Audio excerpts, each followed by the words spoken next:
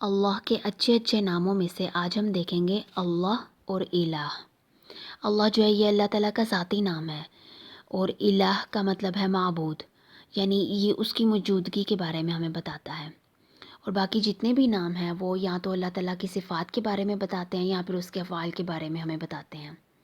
اور قرآن میں اللہ کے معبود ہونے کی بہت ساری دلیل ہمیں ملتی ہیں، جیسے اللہ کا فرمان ہے اللہ لا الہ الا هو الحی القیوم، اللہ جس کے سوا کوئی معبود نہیں وہی زندہ اور قائم رہنے والا ہے۔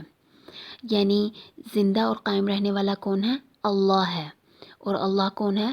معبود ہے۔ جب ایک حقیقی معبود موجود ہے تو پھر ہماری ہر قسم کی عبادت اور اطاعت کا مستحق کون ہوا؟ اللہ ہوا۔ لیکن کیوں؟ صرف اپنی موجودگی کی وجہ سے؟ بلکہ اپنی ذات، اپنی صفات اور اپنے افعال میں پرفیکشن کی وجہ سے۔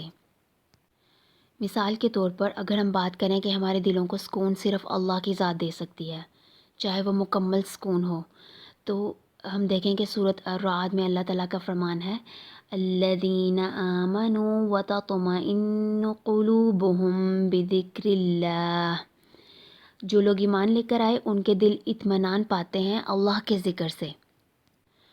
اور پھر ہم دیکھیں کہ ہماری سوچ جو ہے وہ جا کر رک جاتی ہے اللہ کی ذات تک، اس کی پرفیکشن دیکھ کر رک جاتی ہے۔ اگر ہم مشاہدہ کریں اپنے ارد گرد اللہ کی تخلیق کو دیکھ کر، اس کی پرفیکشن دیکھ کر اور اس کی تدبیر کو دیکھ کر کہ کیسے اللہ تعالیٰ جو ہے یہ سارا سسٹم چلا رہا ہے، تو یہ خود بخود تو نہیں چل رہا۔ تو یہ ساری باتیں جو ہیں نا، یہ ساری ہماری سوچ ایک ذات تک اس کی موجودگی پر جا کر رک جاتی ہیں، اور اس کی موجودگی جو ہے نا یہی بیسیکلی اللہ کی عظمت کی پہچان ہے۔ اور جب انسان کو اللہ کی عظمت کی پہچان ہوتی ہے تو پھر وہ مشاہدہ کرتا ہے اس کی نعمتوں کا، اس کے احسانات کا، اس کے افعال کا۔ یعنی انسان پہچان لیتا ہے کہ کتنی نعمتیں ایسی ہیں جو اس کو محنت کرنے سے ملی ہیں اور کتنی ایسی ہیں جو بغیر محنت کے ملی ہیں۔ اور جب انسان اس کی عظمت کو پہچان لیتا ہے، اس کی نعمتوں پر غور و فکر کرتا ہے، تو پھر وہ غور و فکر اس مشاہدے سے اس کے اندر سے حمد نکلتی ہے۔ یعنی وہ حمد صرف اس کے جوارح سے نہیں ہوتی بلکہ اس کے دل سے نکلتی ہے، اور اس کو پھر مزہ آتا ہے عبادت میں۔ اسی بات کو اگر ہم یوں سمجھیں کہ ہم تکلیفوں میں اللہ کی طرف رجوع کرتے ہیں، یعنی یہ جو ہمارے اندر احساس ہے نا، اس کا احساس کا جو اظہار ہے کہ کسی ایک ذات تک ہم جاتے ہیں، تو یہی بیسیکلی اس کے معبود ہونے کی دلیل ہے۔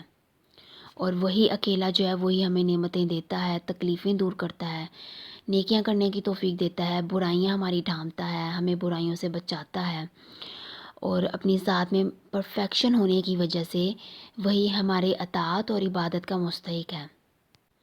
اسی طرح سے یہ دعا ہے فَتَبَارَكَ اللَّهُ رَبُّ الْعَالَمِينَ وَتَبَارَكَ اللَّهُ أَحْسَنُ الْخَالِقِينَ وَالْحَمْدُ لِلَّهِ رَبِّ الْعَالَمِينَ۔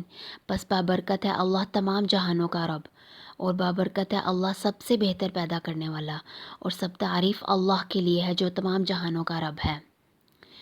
اگر ہم اپنے ایمان میں مضبوطی چاہتے ہیں، اپنے آپ کو ہر قسم کے شک و شبہات سے باہر نکالنا چاہتے ہیں، اپنے عزم میں مضبوطی چاہتے ہیں، اپنے یقین میں مضبوطی چاہتے ہیں، تو پھر ہمیں اللہ کے نام کی کثرت سے ورد کرنا ہے۔ اور اسی طرح سے کلمہ توحید بھی ہم پڑھ سکتے ہیں، اس کا بھی کثرت سے ورد کریں تاکہ ہمارے عزم میں، ہمارے یقین میں پختگی نصیب ہو۔